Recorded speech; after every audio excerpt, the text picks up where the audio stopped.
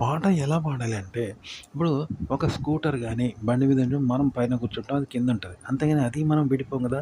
Same attach అయి ఉంటాం గదా! అది మనకు సపోర్ట్ ఇస్తది. మనం దాని మీద కూర్చుంటాం. అలా ఉంటది.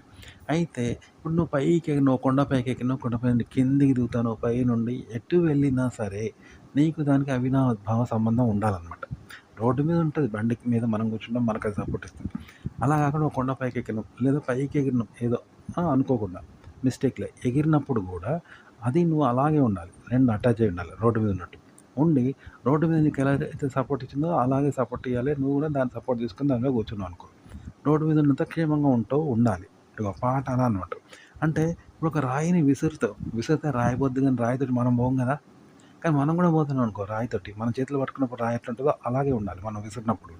ఉండి ఆ రాయితోటి మనం పోవాలి. రాయికి మనకు అవినాభావ సంబంధం ఉండాలి. మన చేతిలో ఉన్నట్టు. మనం విసిరిన రాయితో మనం గూడా పోవాలి. అప్పుడు ఎట్లుంటే రాయి మనం పట్టుకున్నట్టే ఉంటది గదా!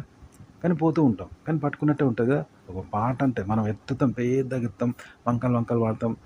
అలాగే భూమి ఆకర్షణ శక్తికి అతీతంగా ఒక వస్తువు పోతే ఎలా ఉంటుంది?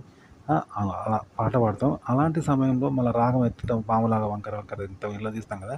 అలా దిద్దినప్పుడు మనము ఉండమన్నట్టు. పాటనే పైకెత్తుతుంది తప్ప మనమే పోము పాటతోటి. కాబట్టి పాట మనం 2 కలిసిపోవాలంటే. అగో అది 2 ఇప్పుడు చెప్పినా కదా! స్కూటర్ కలిసిపోతాం కదా రోడ్డు మీద.